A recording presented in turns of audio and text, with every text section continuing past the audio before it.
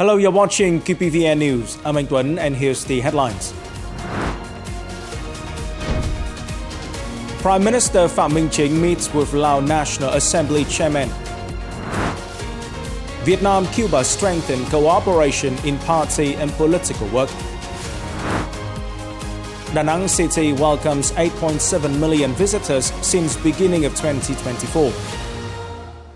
On the evening of October the 7th local time, General Secretary and President Tô Lâm and French President Emmanuel Macron announced the upgrade of relations between the two countries to a comprehensive strategic partnership during their talks in Paris, making France the first country in the European Union to establish this partnership with Vietnam. The two leaders agreed on major directions and measures to make the Vietnam-France Comprehensive Strategic Partnership framework become more practical and suitable to the new context. Both sides highlighted security defense cooperation as a critical pillar of the partnership. They vowed to effectively implement the signed cooperation agreements and soon organize the security defense strategic dialogue. They pledged to share experience in crime prevention and support each other at regional and international security forums.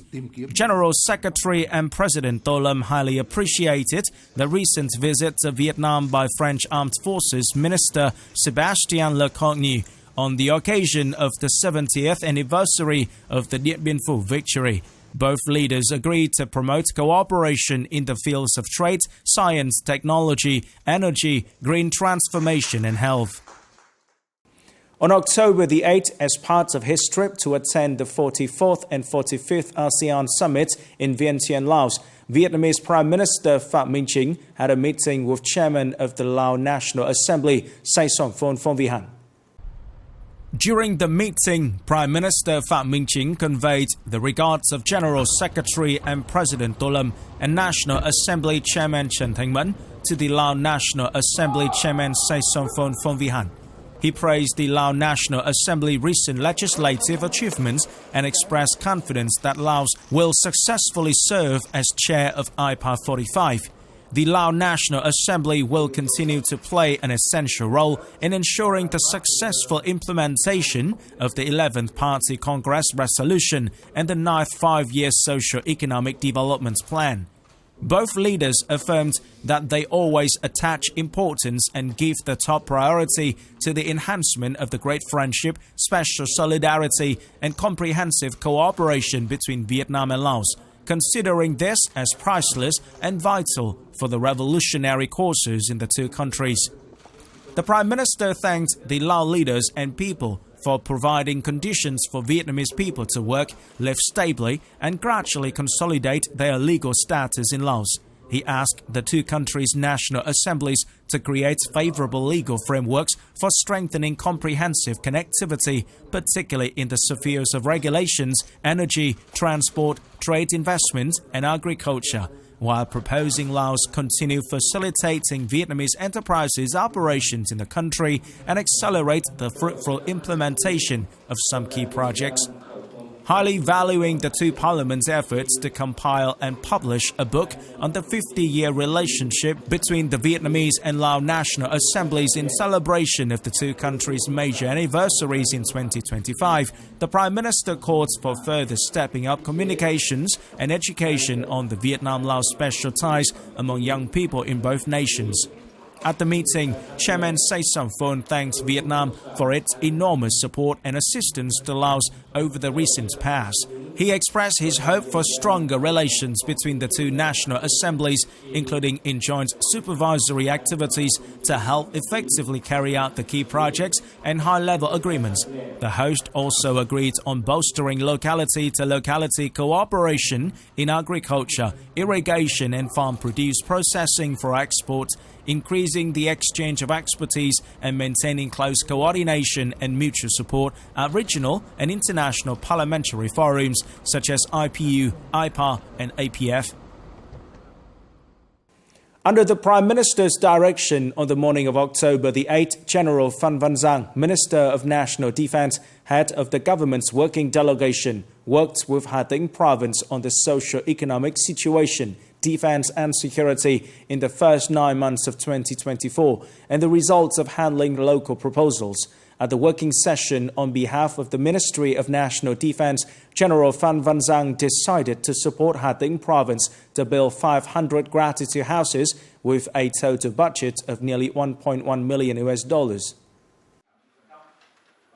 Over 1 year ago, General Phan Van Giang already worked with Hà Tĩnh province. Up to now, feedback concerning 13 over 13 proposals of the province has been resolved by relevant agencies. The Ministry of National Defense has collected the proposals, promptly advised for the Prime Minister to assign relevant agency to address. General Phan Van Giang acknowledged the results of socio-economic development and defense security assurance by Hà Tĩnh province. He praised the province for effectively reorganizing the apparatus and administrative units. Currently, the province has more than 3,000 households facing housing difficulties. General Phan Van Giang requested ministries and sectors to coordinate and mobilize resources to support the locality in eliminating all temporary and dilapidated houses so that no one is left behind in national development. Minister Giang requested localities to resolutely direct the implementation of key targets on growth, investment disbursement, budget collection and deploy the content preparing for party congresses at all levels towards the 14th National Party Congress.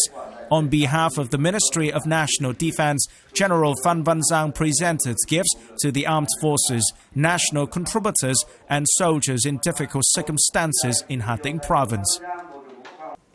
On the afternoon of October the 8th in Nghệ An province, Minister Phan Van Giang had a working visit to Division 324, Military Region 4. Senior Lieutenant General Huỳnh Chiến Thắng, Deputy Chief of the General Staff of the Vietnam People's Army, and leaders of the party committees and authorities of Nghệ An and Hà Tĩnh provinces joined the working delegation.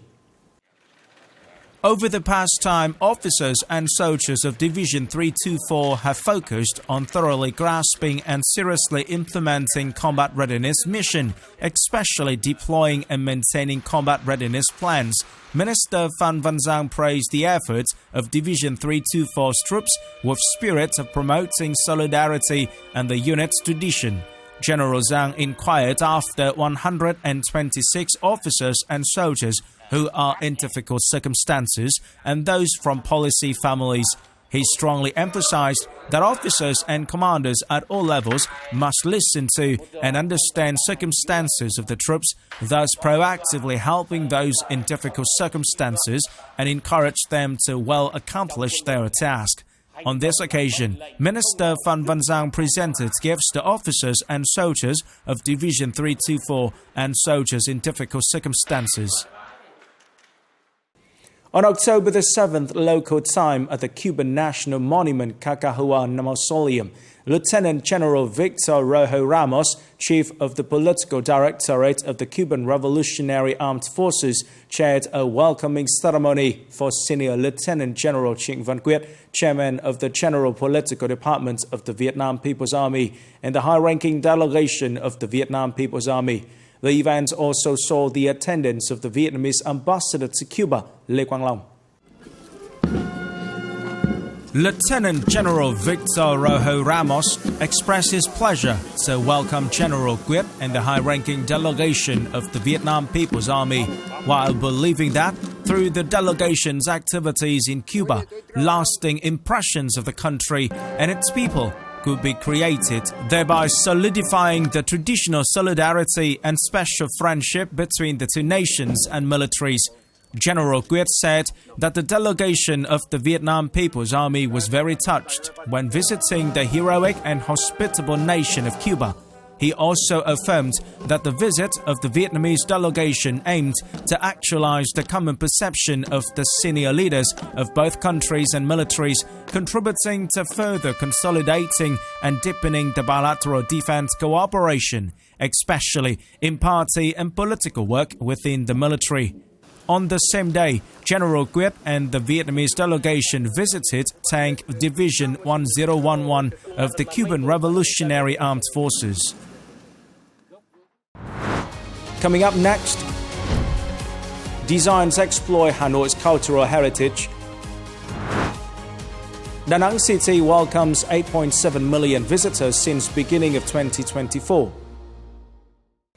On October the 30th, 2019, Hanoi officially joined the UNESCO Creative Cities Network in the field of design. This is an important step towards the goal of enhancing its position and creating a new, more attractive image of Hanoi.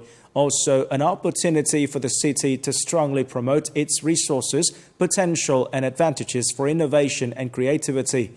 In particular, the cultural beauty of the capital of 1,000 years of civilization is important resources for Hanoi to confidently reach out to the world, affirming its own identity. In the next part of today's program, let's meet fashion designer Vũ Thảo Giang, who has been successful with áo dài designs, honoring the traditional beauty of Hanoi to better understand the potential for developing the city's creative industry in the field of design, as well as the role of young people in this process. Thank you, designer Vũ Thảo Giang, for your time on QPVN channel. You are currently successful with áo dài collections inspired by traditional Vietnamese culture. Among them, I'm deeply impressed with the áo dài collection, honoring the traditional beauty of Hanoi. So, could you please share a little about this collection? I have debuted a series of áo dài collections about Hanoi, such as Dấu ấn Vàng Son, the collection about Thăng Long Imperial Citadel, and especially Minh Châu Hà Thành. Those collections all recreate the image of ancient Hanoi women. In particular, I have exploited a lot of patterns and motifs based on traditional images of Vietnam through different periods and dynasties. Most of those patterns are found on the ancient artifacts that we excavated from Thăng Long Imperial Citadel. To create a collection like this, the first thing I had to do was to dive deep into studying culture and history. I also worked with archaeologists at the Thăng Long Imperial Citadel to check whether certain artifacts truly belonged to the dynasty. I thought they did. This helped me avoid mistakes in using the wrong motifs. This was an essential step in the process of coming up with ideas for designs, making sure that everything was accurate before moving forward. Once I got the concept right, I began figuring out how to combine ancient colors, like those found in ceramics, with modern fashion tones to bring the designs to life. Hanoi has been recognized by UNESCO as part of the Creative Cities Network in the field of design. As a young designer, how do you see the role of young people in promoting the capital's creative cultural industries, particularly in preserving traditional cultural values and advancing Hanoi's title as a creative city in the future? If culture isn't passed on by the young, it risks being lost. Young people today play a crucial role in ensuring that the beauty of our culture is preserved and carried on to future generations. Despite the influx of new cultural influence, it's clear that Vietnamese youth are very focused on preserving and revitalizing traditional elements, bringing them back to contemporary life. I have observed that young people are making significant, enthusiastic efforts to fully explore and promote these cultural values. However, they still face certain challenges, but I hope they won't be discouraged. Young people are not only researching and learning, but also helping to collect and restore lost cultural knowledge. At the same time, they need access to the materials and archives we've collected and are preserving in various repositories. They need inspirations and motivation, as working in traditional art is a challenging endeavor. According to the Da Nang City Statistics Office, in the first 9 months of this year, tourism activities in the city recorded an impressive growth, with 8.7 million visitors, making marked contribution to the recovery and growth of the city's economy. In the first 3 quarters of 2024, Da Nang City welcomed over 8.7 million visitors, an increase of 33.3% over the same period last year, of which international visitors reach about 3.2 million, up 30.6%. Domestic visitors increased by nearly 35%, Revenue from accommodation and catering services brought the city about $903 million, an increase of 23% over the same period last year. International visitors to Da Nang since the beginning of the year mainly come from Republic of Korea, Japan, India, Southeast Asian countries, and the United States. This is the end of the QPVN News today. Remember to watch our news again at qpvn.vn. Thank you for watching and goodbye for now.